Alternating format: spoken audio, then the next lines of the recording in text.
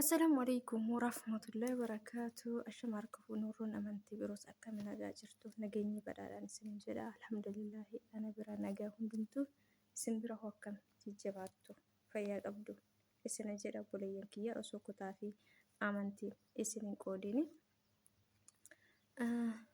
Har'a maal qabattee dhufte waan jettan hordoftoota kiyya. Gaafima keessan gaafii namoonni hedduun na gaafatanidha. Gaafii san isinii deebisuuf kan dhufee jira hadha. Yeroo waan naaf hin geeniif isinii deebisuun natti hin tolle dafee dhiifama naa godhaan isiniin jedha.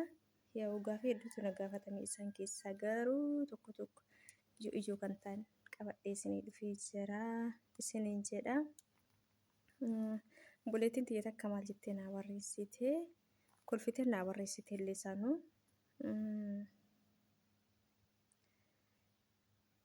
Siis nama akkamiititti miti siis nama si jaalatutti heerumtaa moo nama si jaallatutti heerumta moo nama jaallattutti heerumtaa naan jettee gaafii bareedaadha. Masseeti ani akka filannoo kiyyaatitti nama na jaallatutti heerumaa. Maaliif shamarran yeroo baay'ee nama jaallatu yoo filanne nama ofii kenna jaallannoo filanne yeroo baay'ee shamarran nama ofii jaallatan yoo filatan ni miidhaman yeroo baay'ee garuu nama isaan jaallatutti yoo heeruman carra qabeessaa jechuudha. Irra caalaa nama si jaallatutti heerumte ati carra qabeettiidha jechuudha. Yeruma kamiyyuu si jaallatee si fuudhee waan ta'eef sitti hin jijjiiramu jechuudha. Garuu ati jaallattee kan itti heerumtu ta'e duraayyuu situ na barbaade situ na jaallate waan akkasiitiin si qeequu danda'a jechuudha. Si galee gaafa wal dhabbii wayii lubbuun si wayii dhufe gaafa san isaan si qeeqaa jechuudha. Jaalalatti jalqaba jaalatte sanii. Okay, lammaffaa irratti immoo maal jettee gaafii lama naa barreessite lammaffaa irratti dhiira amala akkamii qabutti heerumuu feeta jettee gaafii majjabaa naa dhiyeessite. Gaafii babbareedaa naa dhiyeessite obboleettii tiyya. Ani dhiira amala akkamii qabutti heeruma yoo siin jedhee dhiira amala qabeessa nama obsa qabu nama gadi fageessee yaadu nama yoo waa balleessi irra naa darbu nama obsa qabu nama sabrii qabu nama dafeen aarre nama yoo aare immoo dafee waa murteessine isa kanatti heerumuu barbaada siin jedha. Ammallee dhiira kolfan baay'ise si galam dhiira kolfan baay'ine yeroo baay'een kolfin maaliif jedhe seetee bakka kanatti dhiirri yeroo baay'ee kolfa baay'isu yeroo baay'ee si wajjin taphachuu baay'isu hagas hundaa yeroo baay'ee yeroo rakkoo keetii si biraattis argamuu dhabuu danda'a tokko hundaa miti garuu dhabamuus danda'a si bira. Maaliif jennaan yeroo dhiirri kolfa baay'isu yeroo baay'ee dhiifama naa godha warroonni kolfa baay'istan yaa kolfa baay'isuun keessan amala dhabuu keessan osoo hin ta'in kan kolfa baay'istanii amala qabdanis ni jira. Dhiirri kolfa baay'isu walumaa galatti amala jaldeessaa qabaa jechuudha. Jaldeessi kolfa baay'isaa taphachuu baay'isaa fakkeenyaaf haadha manaa isaa wajjin daljeessi tokko bakka caakkaa yoo deemtee argitee jiraatte wajjin taphataa achuu taalee asuu taalee wajjin bakka hin jiraami hin taphata garuu oduu ati ol fuutee dhagaa sanitti darbattee haadha manaa isaa san dhiisee ofii isaatii muka gubbaan bayaa jechuudha. Isii san rakkoo keessatti dhiisee isii du'a keessatti dhiisee labsee ofii bichaan dheessaa jechuudha. Yeroo baay'ee si wajji taphatu akkasuma yeroo rakkoo immoo si biraa dheessa haxirii jala goree si kolfuu danda'a jechuudha. Dhiirri amala leencaa qabu immoo yeroo baay'ee shamarran keenya dhiira amala leencaa qabu filadha. Dhiira amala leencaa qabu akkamitti beekna yoo jettan kan yeroo baay'ee si wajji taphan baay'isni garuu nama siif yaadu nama yeroo rakkoo si wajji cinqamu si wajji boo'u si wajji rakkatu namni akkasii sun amala leencaa qaba jechuudha. Amala beekumsa ni jiraame. Leenci amma fakkeenyaaf baay'isee haadha manaa isaa wajjin hin taphatu akka daljeessaa san jechuudha. Garuu osoo ati akka haadha manaa daljeessaa san dhagaa ol fuuteetti darbachuu miti.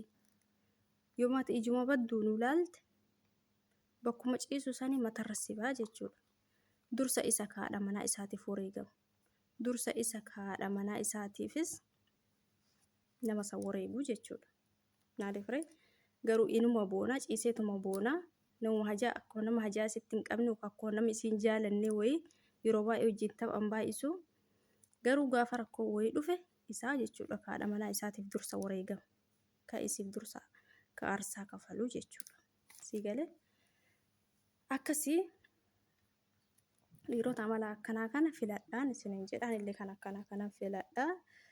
Ka gaafa rakkoo si hojii cinqameetiin si hojii rakkatee maal abbaa koo siif ta'a kasiin jedhu maal abbaa kee siif haa ta'u edda kasiin jedhu osoo hin ta'in maaluma abbaa koo siif ta'a yaa haadha manaatu ani haa rakkadhu yoo ati dhukkubsatte ani haa dhukkubsadhu jedhee kasii cinqamu sii galee afaan si faarsuu qofa osoo hin ta'in gochaanis kan agarsiisu jechuudha. Amala namoota amala akkasiisan qaban filadhaan isiniin jedha. Namoota yoo ati aarteetiin waliin bu'iinsi hin jiraame waliin bu'iinsi waan jiruuf bultii keessatti yoo akka tasaa taatee waan hamileessatu qoyisaan jette namni aare waa darbata dafee afaanii waa darbata keessattuu nuti dubartoonni keessaayyuu dafnee yoo aarre dafnee waa baay'ee jenna.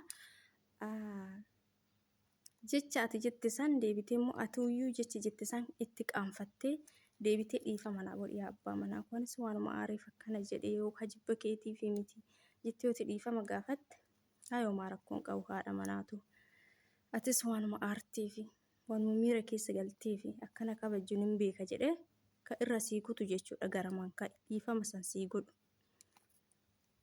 Moo yoo ati waa jette aareetiin yoo ati deebitee dhiifama gaafatte hin barbaadu bakka dura itti yaaddeetiin hin dubbatte hin barbaadu. Jedhee ka ofirraa si darbu ofirraa si fixiru san osoo hin taane kabadii kee beekee irra sii darbu ka dhiifama sii godhu akkasiisan filadhaan isiniin jedhaanis kan akkasiisan filadhaa. Hunda keenyaafuu kan qoodu rabbii hireen qooda rabbiiti. Garuu sammuu keenya keessatti nama akkamii akka filannu nama akkamii akka feenu nuti dubartoonni beeknaa jechuudha. Amma maal jettee ati hojiin kee maalii naan jettee ani hojiin kiyya hunda dandeessu mana madaamiti biyya namaan jira akkuma kee biyya arabaa jira mana madaamitiin hojjedhaan siin jedha. Akkasii hojiin kiyya kana deebitee ammallee eessa jirtaa ani amma Dubaayii jira siin jedha. Dubaayii bakkee naan jiru. Kun immoo gaafii nama biraati isii osoo hin taane YouTube maaliif banattee naan jettee takkaallee ani YouTube inni banadheef yaa'u gizema tokko uummata kiyyaan uummata Oromoo saba kiyyaan obboleeyyan kiyyaan wajjin taphachuu wajjin kolfuu koomentii babbareedduu isaanii barreessuuf ni jiraame yeroo firii taatetti. Biyya namaa kana keessatti mana namaa keessatti keessaa nuti warri mana koontiraataa jiru obboleeyyan keenyaan wal argine wajjin hin haasofnu wajjin hin kolfinu. Wanti nu irratti rakkoo keenya siman rakkoo namaaf beeyin abshir bootaan itti waliin jennu asuma irratti jechuudhaanis gaafa rakkadhe obboleeyyan kiyyaaf rakkoo koo ibsadhe akka isaan abshirraan jedhaniif waan handugungure akka isaan na gorsaniif waan hundatti akka isaan na gargaaraniif.